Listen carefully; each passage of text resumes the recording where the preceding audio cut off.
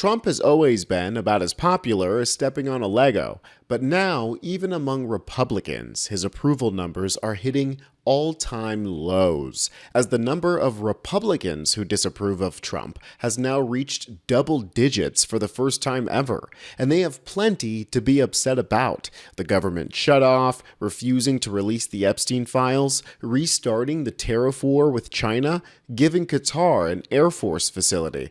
It has been disaster after disaster for the Trump administration, which means we are eating good here at Really American. So be sure to subscribe as we dive into Trump's panicky Truth Social posts. He says Chuck Schumer recently said every day gets better during their radical left shutdown. I disagree. If nothing is done because of leader Chuck Schumer and the Democrats, our brave troops will miss the paychecks they are rightfully due on October 15th. That is why I'm using my authority as the Commander-in-Chief to direct our Secretary of War, Pete Hegseth, to use all available funds to get our troops paid. So instead of just agreeing to extend the healthcare subsidies that would give millions of people their healthcare back, Trump is going to allegedly direct some funds to pay the troops, which I'm sure he's not going to do. Trump is desperate to label this as Chuck Schumer's shutdown, but it seems like his little alliteration trick isn't going to work this time. He says that the radical left Democrats should open the government, and then we can work together to address health care and many other things that they want to destroy. Yeah, sure. Bad news for Trump. It turns out that telling the American people that they're just going to have to wait until later to discuss getting their health care back, it's just a horrible argument, and clearly nobody likes it. Here's reporting from MSNBC. Democrats' shutdown wager is paying off. This is how they stuck the landing. Democrats' latest wager seems to be paying off as they continue to hold firm in a government shutdown as a deliberate act of resistance. So far, the sticking point for those leading the charge has been our ailing healthcare system, as Democrats push back against the Trump administration in an effort to maintain pre-existing condition protections, expand healthcare, lower drug costs, and stop premiums from shooting up. But at its core, this is and always has been a bigger fight: refusal to bankroll President Trump's abuse of power. As this shutdown drags on and people learn what it's about, the more they find themselves siding with the Democrats. Only 28% of Americans say that they are very concerned about being personally impacted by the shutdown, but 60% of Americans are very concerned that 4 million people are going to lose their health insurance if these tax credits expire.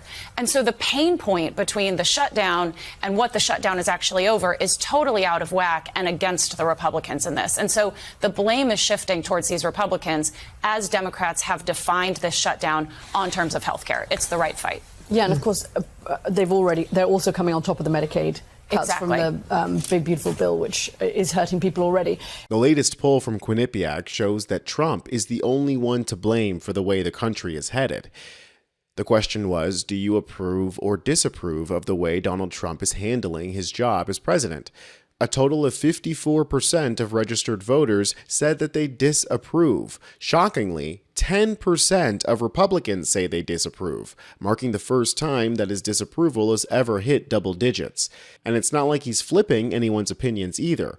When asked if they feel strongly, most people say that they did, with folks either largely strongly approving or strongly disapproving. Very few people stuck in the middle here. Folks, the jig is up. They can't blame stuff on Biden anymore, and the honeymoon phase is over.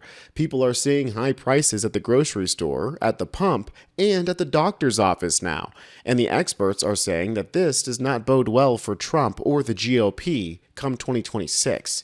According to William F. Hall, an adjunct professor of political science and business at Webster University, it is my opinion increasingly, in view of the extremely negative ratings experienced by a Republican-led administration, it does appear that, barring some highly unlikely, unforeseeable circumstances, the midterm elections will bring a major shift in the makeup of the House of Representatives, with an overwhelming victory for Democratic House candidates. This view reflects the negative ratings held by a Republican-led administration, virtually in every significant category related to political success, including the state of the economy, employment, inflation, and especially lack of optimism. being displayed by a vast number of Americans. Trump is proving to be a disaster for pretty much everyone. Since January, when Trump took office, the US dollar is having its worst year since Richard Nixon. Just yesterday, Trump triggered another massive market sell-off after announcing an 100% tariff on China. This in retaliation to China imposing limits on rare earth minerals, which, of course, the logical thing to do if your enemy does that is to tank your own economy. I mean, the memes here are just hilarious. Everyone is clowning on Trump for the most epic self-own we've seen since Richard Nixon. Check out this Yu-Gi-Oh card someone made of Trump called the Orange Wizard of Tariffs. His ability? Immediately halving your portfolio. And I don't think that this renewed tariff war is going to go over well with the farmers, for example, who are still feeling the pain from the last round of tariff wars with China. Because these guys are sitting on a lot of useless soybeans right now. The Trump administration was expected to announce a bailout for American soybean farmers as soon as this week. But there are some fears that the government shutdown could be stalling that plan. The soybean industry has been particularly hard hit by the trade war as China boycotts the American export. I don't believe there'll be a profit this year. I think we will go backwards.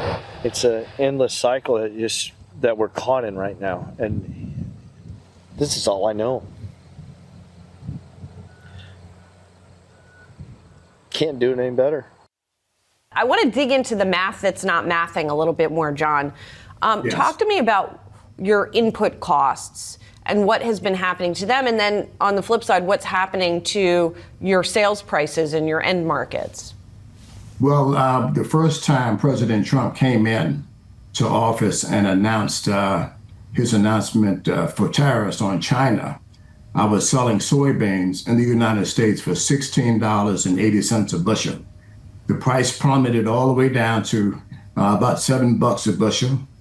And now the president's in office again, and he's with his tariff war, and the price have plummeted right now again, hovering around $9 and some change a bushel.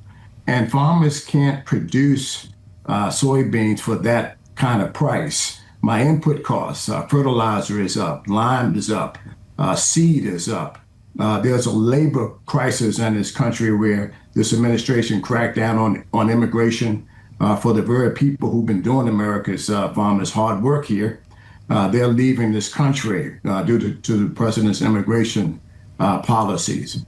All of these are a recipe for disaster in American agriculture. I mean, the hits just keep on coming for these guys, as even MAGA is finding things to complain about. These idiots are doing the most open and obvious corruption that this nation has ever seen.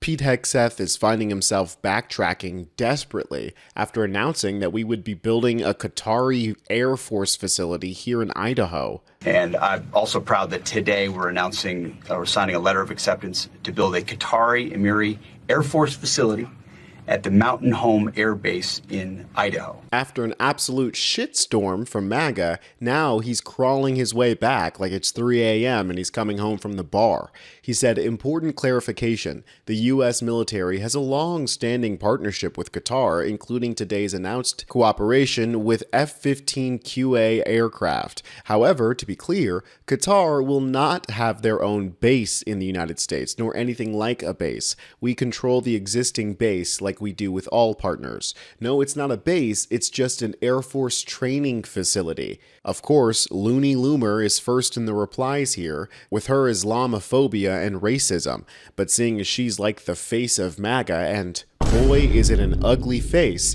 it seems like the Trump administration is in hot water with the base. It is pretty hilarious that the same country that Trump and the GOP have been claiming are the funders of terrorist organizations are now allowed to build training facilities and house jets on our soil.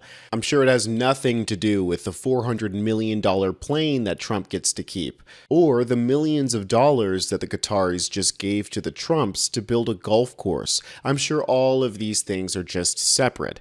You guys remember when they threw a hissy fit because Hunter Biden was on the board of some company and he had a laptop? And meanwhile, Trump and the MAGA GOP are shutting the government down because they just have to take away people's health care, leaving service members that Trump claims he's going to pay and he gives a shit about to join literal bread lines in order to get food. Beside here, there is quite a bit of military members and their families in line because of this government shutdown. We're in day 9 of it, and they're here for a food pantry. There's all sorts of food that is available, and I spoke with some military member spouses, and I spoke with some department heads here at the ASYMCA on why this is so important. What's the difference in the amount of people that you've seen from today to previously? So when we first started coming, there definitely wasn't this amount of people. It was a lot, but it wasn't this amount to where it wrapped around the building. But lately it has been a lot. Like, we were here last week and we were in line for like 2 hours. And what is Trump doing during all of this? Well, he's sitting in his gaudy golden pawn shop that he's turned the Oval Office into, drawing up plans for his next vanity project that he's desperate to curse DC with. Now he wants to build a giant arch to himself opposite of the White House. And honestly, I hope he does build this big-ass monument to himself so that we all get the joy of watching it topple over. Be sure to subscribe to Really American for all the news that MAGA hates for you to hear. I'm Tony Hinderman, and I'll catch you next time.